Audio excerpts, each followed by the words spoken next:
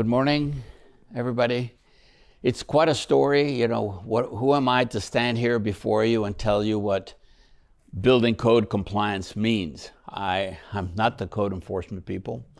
I don't work for them anymore. But it started after rehabbing Los Angeles from the '94 earthquake. If you remember, all these apartments that were downed, they were rebuilt by the housing department. I was working as a rehab construction specialist at that department. And we rebuilt all the apartments within, I think, 5 years was the goal. Personally dispersed over $42 million worth of money to rebuild apartments. So that kind of gave me an experience of, I want to be part of the solution, which when you're fixing an apartment building that's leaning, that has no bottom floor, half the units are split from the building, and you complete it in a year, year and a half, it's an accomplishment. I felt really good because I did something positive. Money was spent, people got their property back, people moved in. It was clean, looking brand new. The housing department, after the earthquake, had done a survey of the city to find out what's really happening. Why are the properties the way they are? Let's figure out what's left.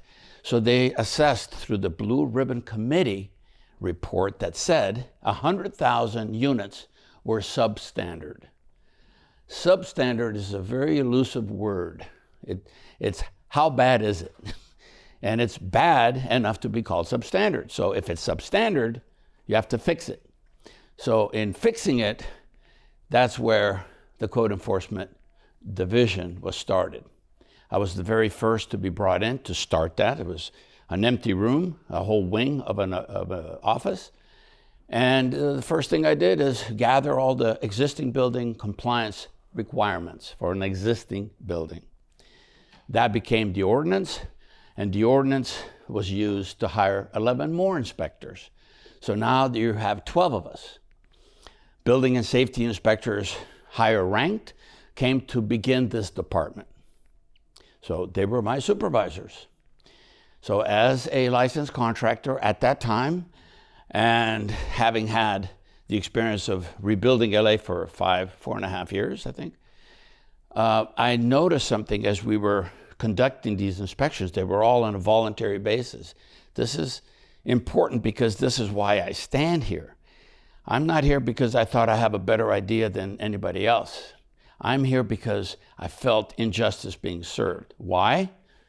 11 individuals, including myself, 12, have an opinion about what they're looking at. Is something a violation or something not a violation? It's a yes or no question. There is no sort of a violation. There is no it's not. If it's not, then you don't write and move on. But if it is, why? That's where I came in. I asked the question, why is this a violation? And how does the code relate to this thing that's called a violation by individuals? So I raised my hand during those Wednesday training sessions. And the supervisor would ask, yes, Zoran. And this became a pattern. What was the pattern? I kept raising my hand to ask, how can we, 12 of us, be consistent when we go out to do these inspections? Meaning we all see kind of 95% of the time the same thing. It's very difficult because not everybody's background matches the other person's background. Mine happened to be my entire life in the construction field. And I'm a licensed general. I did work ground up, shoveling dirt to building high rises. So what happened? I was called out over and over. Yeah, we're not going to do that yet. What was I asking for? Consistency. The consistency was going to be determined in the following way. You, Mr. Zoran Windrich, you can leave because you're not doing your job. It's as simple as that. I wasn't fitting in the program because the program didn't want consistency. They wanted people to cite whatever they thought was a violation. And that's where the problem, in my opinion, became a problem. So I did that over and over again. Anyway, so I started on the outside as I'm dedicating this company towards helping people that deal with the city. So what does that mean? Be there on your side as an owner. How can you combat an opinion from a code enforcement inspector that seems to say one thing, and when you look at it again from a different angle or by somebody else, it isn't a violation? So why is that? Opinion, background, experience. That's where that comes from. So I decided from the get-go, that's what I'm going to do. And that's what I've did. So we're here to give you a leg up, if you will, prepare you. I'll talk about it a little bit more towards the end, what we offer as a service. But now, I was by myself. Nobody in my office does what I do until I met Michael. Michael was a presenter for the housing department. He presented at all the shows, teaching people through his slides how to prepare you in doing the compliance that you need to do, and what are things that are called violations, what do they look like, and what are things that are not a violation, what does that look like? So we met up several occasions, and when he retired, what did I do? I had to get him. We had to work together because he seemed like a really conscientious person. But as any city employee, you have to know this. If you're working with the city, their hands are tied.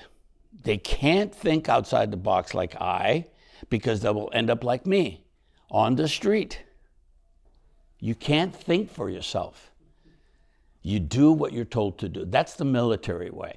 And this is a military establishment. Sorry, I'm calling it the way I see it. It's militarized. Instructions are vague, complicated, confusing, and you have to follow them. And if you don't, it's okay.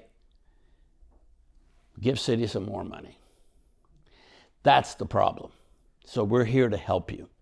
So without further delaying about the history, let me introduce you to Michael Gregerson, who's brought some slides that he used back in the city, and some more that I gave him to incorporate into this, to show you from his point of view what this is all about.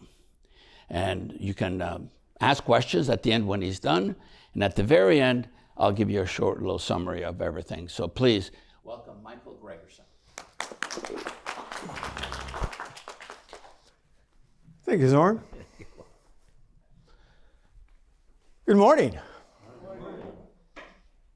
Got to get that out there because I got to get some liveliness into this thing, okay? Can you step outside? Okay, as Zoran told you, I just retired. In fact, my anniversary was on Monday, 2 years retired from City of LA Housing Department. I was with them for 21 years, 11 years, as Zoran said, I was a spokesman for housing. I did all the workshops. I don't know how long you've been around, but I did 11 years worth of PMTP training, which was property management training program. If a property goes into disrepair and it's not fixed within a certain amount of time, then you're asked as an owner to send someone to this PMTP training. And I gave the code enforcement, and for 3 years I did code enforcement, rent, and lead. So I got well-rounded in all these different areas. But prior to the city, I started with the city in 1999. But prior to that, I was in the Carpenters Union for 22 years, where I worked from ground up. Like Zoran, I did high-rise buildings, schools, hospitals, colleges, parking structures. So I did get a well-rounded experience in that. But what I want to start today is we're talking about different code violations. Oh, I got to stand over here. Okay, we're talking about different code violations here with that the city writes up quite a bit. So especially, can you see this, or you want to turn the lights down? Well, I can turn the temperature down, but I can't. Thank you.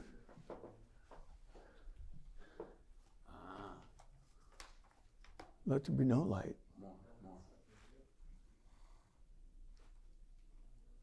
Can we get more? We want more of less. There we go. I mean, it's getting a little better. Is this? Okay, this is a vent above the fan. Okay, this is the exhaust vent here, okay? This is unapproved. You can't have corrugated, same thing with the water heater. You cannot have corrugated venting pipe. One reason, it collects grease and everything else when it's venting like that. And it'll get clogged up. But it probably wouldn't get clogged up because they're so big, but they would drip back down in, okay? And it would mess up your fan and everything like that. So this one here, it looks pretty good. It's got some tape. You know, tape this joint, tape down here. But this is still not approved because the tape came loose from up here. Every joint on these, because this is straight, rigid pipe. Well, it's not straight, but I mean, it's rigid pipe. And every joint has to be taped. So it'd look more like this. Okay? So this is an approved method. It looks like some kid put a whole bunch of tape on it. Didn't know where to stop. But this is actually the approved method when you have this many joints on a vent. Okay? Also, you know, people are putting in these charcoal filter vents, self-venting, where it vents back out into the room. Those aren't approved just like that. They still have to have the vent going up through the roof, okay? They can't just have this. Those are not approved. Because once the charcoal gets all, you know, filtered out and gets used up, what do? Replace the fan? No, that's why we need to have that vent going up through it on this. Here's a vent. It's hard to see, but it's all clogged up right in here, in this area right in here. This fan isn't working. I took these photos when I was actually doing the inspections on these. So once they get gummed up like this, you've got to take the whole fan out. You got to replace the fan because you can't clean everything in because the motor's all messed up and everything. Okay, so you have to replace the whole fan on something like this. Now here, gravity fed. Okay, how many people have properties in the city of LA? Most of all you, okay. So you've gone through anybody have gravity fed vents in their properties? Okay, gravity fed is, it's a cone in the ceiling. It's, you know, how you got your regular ceiling, but then when it comes over to where the stove is, it cones up and just has an opening like this. Okay. This doesn't require a screen. Reason being is these vent right here, this opening right here, is roughly 8 or more than 8. It's like 10 feet above the floor. So if you had a screen on there, how are you getting up there to clean it? You don't clean it, you'd have to replace it. So the owner's gonna have to come in and take it down and redo it. It's not required to have a screen. Housing, a lot of inspectors call for it. Why? Because the people complain that, okay, see, you've got cobwebs up here, but they'll complain because leaves get in here, or, you know, birds have actually gotten into some of these. You know, different things like that. When the wind blows, you get a lot of air. But what a lot of times we'll ask the owners to do is, on these vents that come up for the stove, put screens on them. Just put screens on those parts. They don't get clogged up, because you can have a 1/2-inch opening in those screens, and that way you're not going to get leaves blowing in right in here on each side of these vent covers, okay? And having the cover on it keeps anything from coming down. Like when it's raining, obviously you don't want rain coming down right into your stove and everything. So we just ask you to put a screen on that, and that way you don't have to replace them, and you don't have to worry about it on the inside. Okay? Any questions about kitchen vents? Sir? That one you showed that was clogged, was it actually not operating, that one, was it not operating at all? No, I turned a fan switch on, and it wasn't working. Okay. And I took a closer look. The photo doesn't show it that much, but it was really clogged up. It was really, really full of grease and everything. So that's why I wrote them up for that. And these fans usually don't work that well anyway above a stove because, it doesn't encompass anything. It's just, a lot of times they put these above and they just go into a cabinet above, opening into the attic and stuff. So it really doesn't work that well. Any other questions? For this kind, what if you put a screen at the ceiling level versus Here? the roof? Yeah. Okay, that's fine. A lot of people do that, but once that thing gets clogged, how are you gonna change that? You got to get someone in there with a ladder. It's going to have to go up there to take it down and put another one back up. Usually on your vent, your regular fans, you just take the screen out, clean it, put them back up. It's no problem. Okay, exiting buildings. This is an issue. Anybody have a high rise? I didn't think so. Good. With these, okay, here's the exit right here, okay? But they've got all kinds of storage on it. So what if there's a emergency, there's a fire or something, trying to get out of there real fast? How's the fire department getting up there? Somebody has a problem where the ambulance has to get in. They can't get in, okay? Plus, it just attracts rodents and everything because it's places to hide. They can go in and get food, but they come out here and hide and everything like that. Okay. Also, like this here, here's another issue in here. Okay, this is only like 2 feet. You have to have at least 3 feet wide in any area of a unit so that you can get a gurney in there, fire department can get in there, whatever issue. It's not good because it's all clogged up all the way to the back. And this was like this all through the whole unit.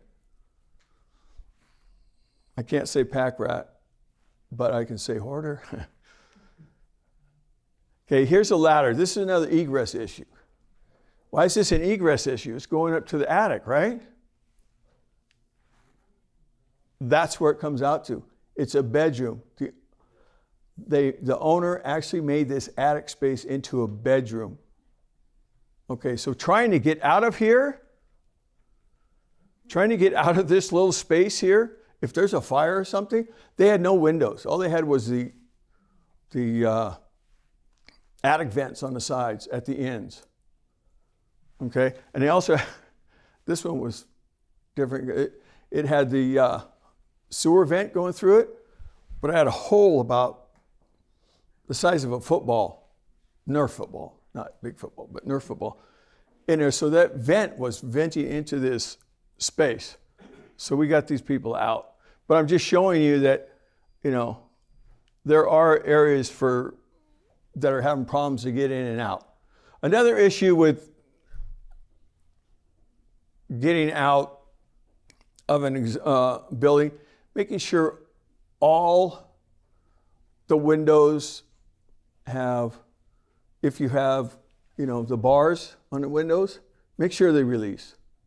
Okay, that's the main thing. And now the proper ones, if you ever have to replace a release for a security bar, you have to use a foot pedal. That's the only way you can, those are the only legal ways now, is a foot pedal. You can't use a twist or a push button. It has to be the foot pedal. That way they can release it easier because of the weight you have to put into it sometimes to release them. Fire safety equipment. Okay, Obviously, this one missing a smoke detector here. But why is this one missing? Because it's in the kitchen. Oh, they got tired of hearing it? Yeah, they get tired of hearing it, so they took it down. The best place for this, because here's the bedroom. Actually, that's the front door. This is a closet here. They should have never had one here. Go ahead. How far do they have to be from the ceiling or to the ceiling? Good question. From the ceiling to from the ceiling here to the center of this, minimum 6 inches, maximum 12. Because you know smoke goes up and it starts coming down. That's why, and that's to the center. Oh, 12 inches is to the bottom, 6 inches is to the center. Okay? You cannot have it less than that.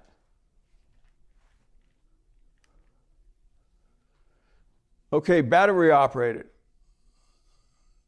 They got tape all around here. This is actually supposed to be hardwired. So you can see the wiring here and coming down here. Came down the wall, they wired it.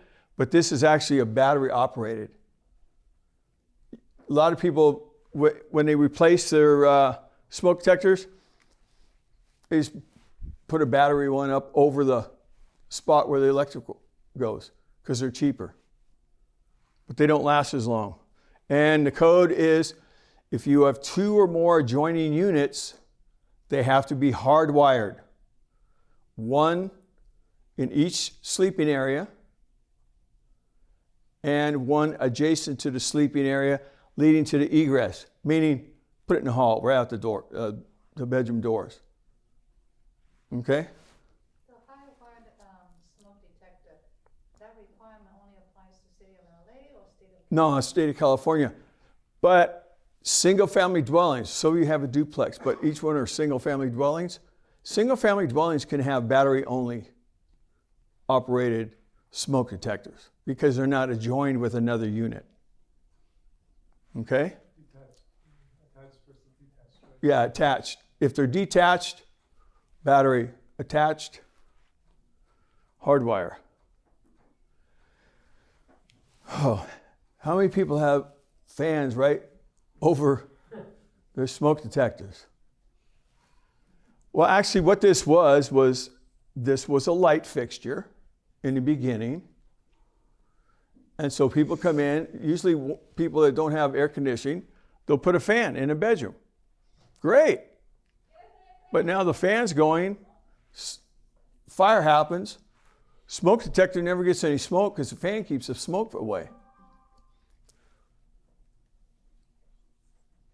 Smoke detector needs to be at least 3 feet away from the edge of the fan.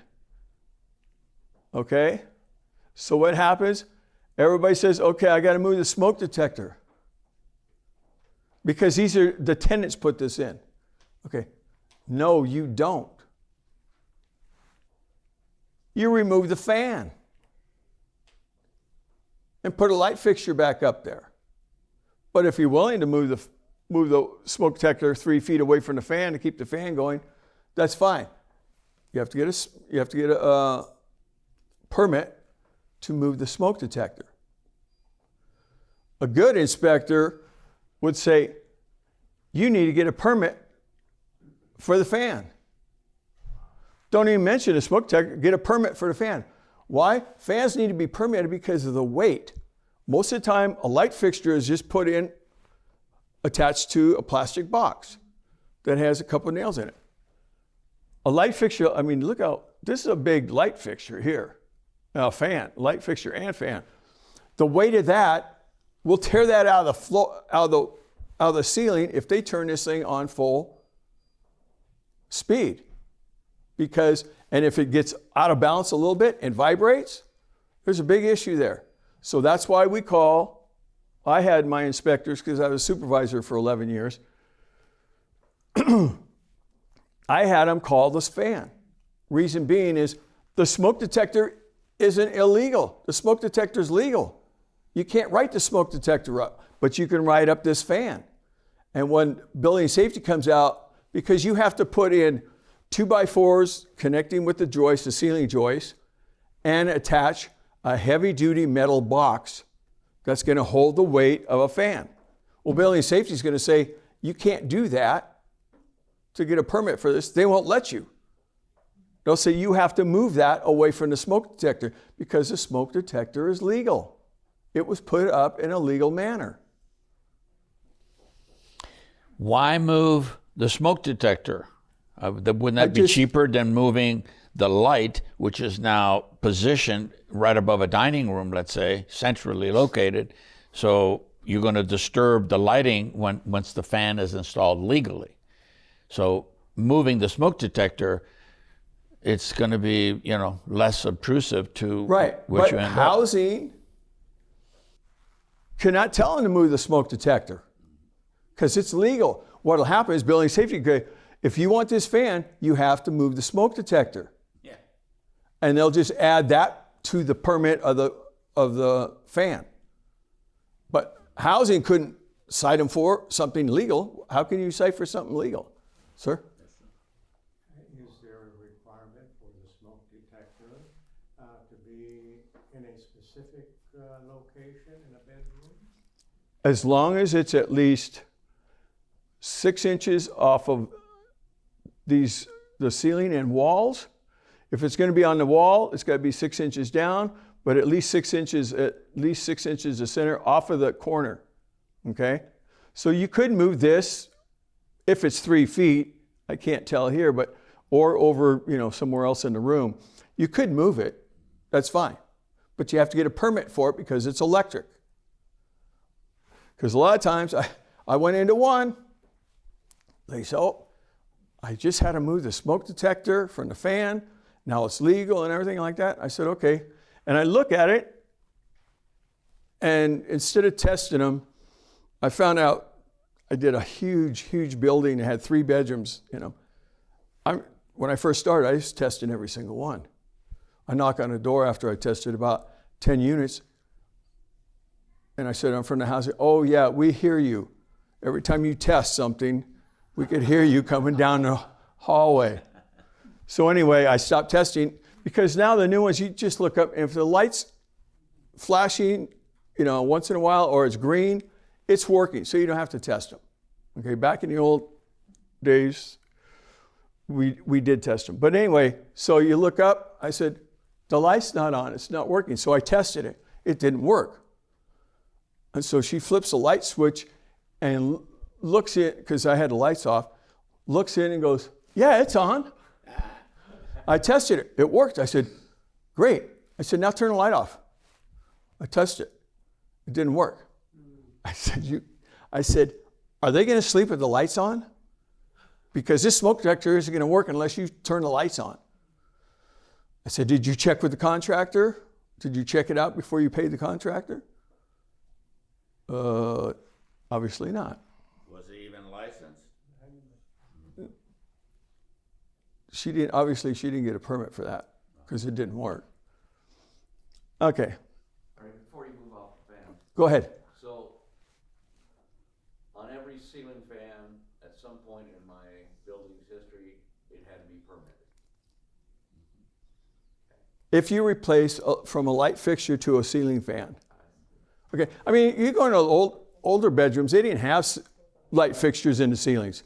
So some people would add a fan to a space that didn't have a light fixture. But you still need a permit for it. Okay? Okay, how many times you go in and go, okay, I know I put a smoke detector up here. Where is it? And you go, it's in the drawer. Why is it in the drawer? The thing kept beeping all the time. So I had to take it down, but I didn't have a way of doing it. But I grabbed my broom and went shamack. And that did the trick. So he goes, okay, let me see it. And she goes, well, here's this part. Here's this part. Okay. So anyway, that's why the new hardwire smoke detectors come with a 10-year battery. So when that 10 years is up, you just replace the whole thing. It's not take them down, put a new battery in every year, Okay, now they're 10-year batteries. You just put them up, leave them, let the other owner take care of it after he sold it. This is correct. I was talking about the low light. This is what your smoke detector should look like when it's up. This light will not be on if there's no battery in it. Okay, it's not going to work without a battery because it's battery backup. Okay? Okay, here's carbon monoxide detector. See, you could consider this a combo, I guess, but it's not a real combo. I mean, a combo is you have a smoke detector and a carbon monoxide detector together, but this one, when you put these in, this isn't like smoke detectors. You can plug them in the wall if you have the plug-in type. This type here with battery, you can put it anywhere on the walls. I wouldn't put it on the ceiling, but at least you put them on the walls. Okay? And they're usually, don't put them close to a wall heater or another heater vent or anything like that, because it just radiates too much heat for these to work properly. So you put them, usually put them in the hallway near the bedrooms, away from a heater. Okay? But these are same thing. You can get plug-in, battery operated, and then you have the combo with the smoke detector and carbon monoxide detector in the same thing. Okay? How many of those do you need? You only need one of these per unit, whereas the other ones, and this one here, see this? If you have these in your units, take them out. They're no good anymore, even though this is battery operated, but these are well over 10 years old. Okay, these are no good anymore. If you do just need battery operated, get a new one. And the battery operated ones come with 10-year batteries too, so you don't have to deal with those anymore.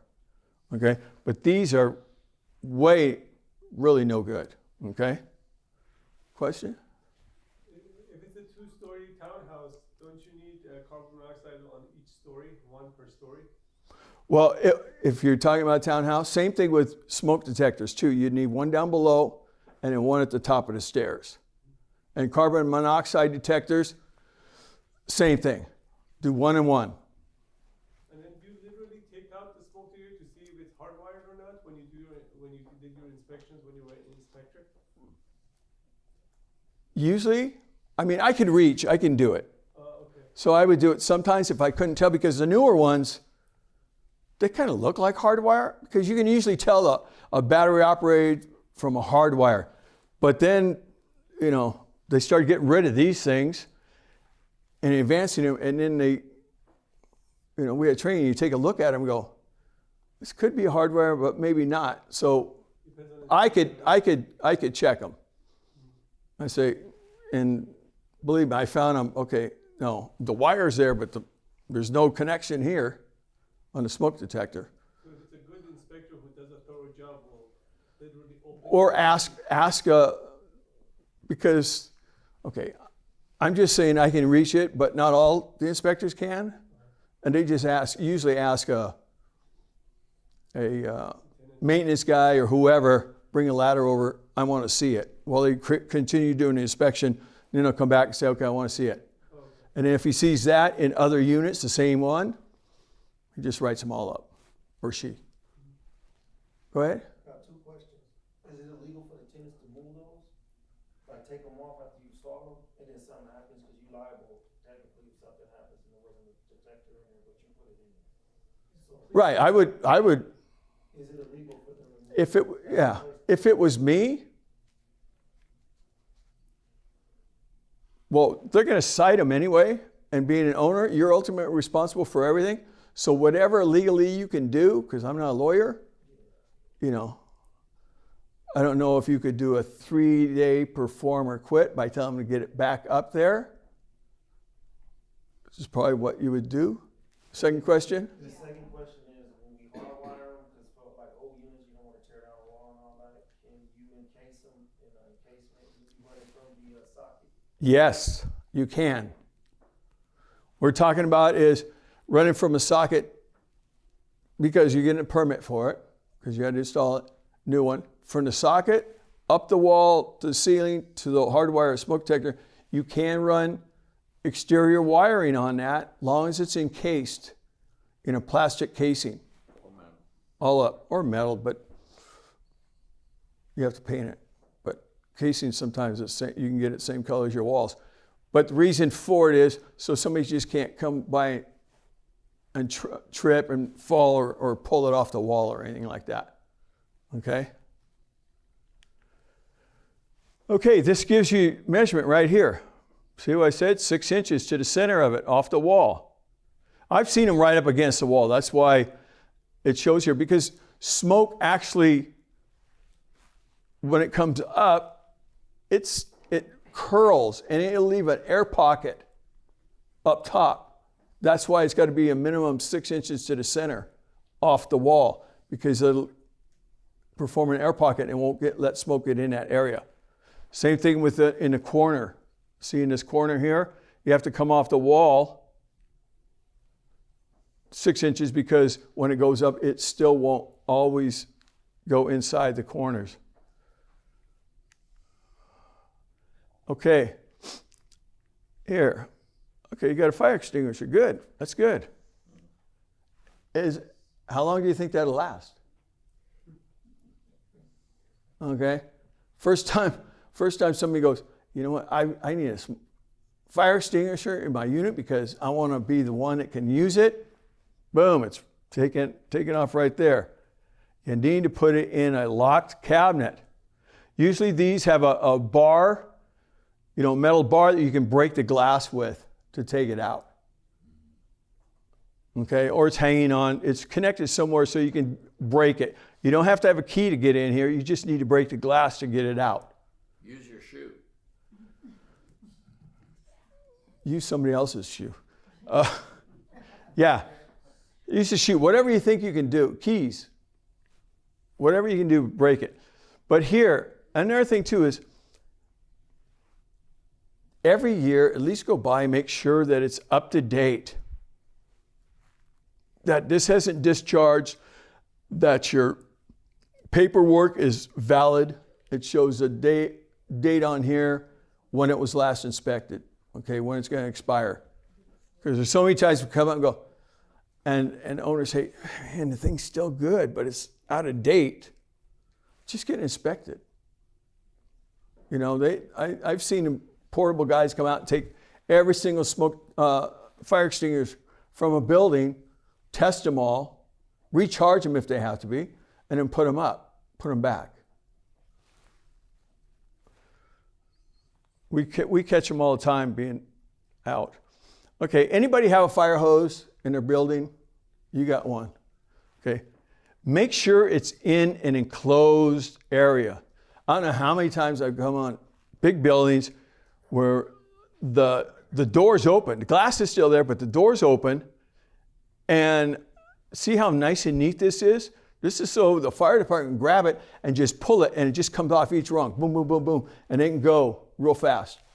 But I've seen them where the whole thing's down here. Kids get a hold of it and they play around with it and stuff like that. And then it's a mess. They put it back because they're going to get in trouble. And then, if a fire does happen, the thing's all tangled up, and the fire department has a heck of a time working with it. So make sure that the door is always closed and locked. There's a lock here. Don't break the glass if they need to get in here. Okay? So just make sure, and this is good because it has a fire extinguisher right next to it. Okay, in the case. This is one of your photos that you gave me. I just want to give you credit. Okay, excessive storage. Okay, it's not really on the list for today, but I tell you what, trying to get out of this door, if there's a fire, how? Okay, not only is it unsanitary, but safety-wise, it's dangerous because you can't get out. Okay? But as soon as your property's not a storage facility, right? Make sure Okay, I tell everybody this. Every 6 months, check your units out. Have your maintenance, your manager, or whatever, check for 2 things. 2. Leaky faucets and the smoke detectors. Okay, why is that? Because you can get into every single room in that unit just by that. You're checking the kitchen, so you usually go through a living room into the kitchen. You're seeing what's going on there. You go through the living room into the hall to check smoke detector. Bedrooms, you're going into every bedroom. Smoke detectors, you're going into the bathroom. Leaky faucets, leaky toilet. Go into a service room or a laundry room. Don't do that because I'll yawn too. Go into the service room or laundry room. You're checking for leaky faucets. Right now, it's rained a few days, but we're still in a drought. But that gives you an idea of what's in your units. Look out that sliding glass door. Look into the backyard because you want to see if there's a faucet outside that's leaking too. You'll find this stuff.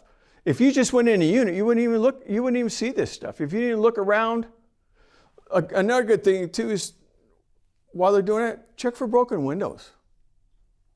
Okay? It's just preventative maintenance. But it gives you don't go in every month. Some people say once a year, fine. But I say I just suggest every 6 months because a lot of things can go on in a year. It's funny how somebody's been really nice and neat. There's a tragedy in the family. They go off the deep end or go through divorce, whatever. Things change in their life. You want to make sure that because, okay, one person's having problems, but if they're getting rats and mice and cockroaches, okay,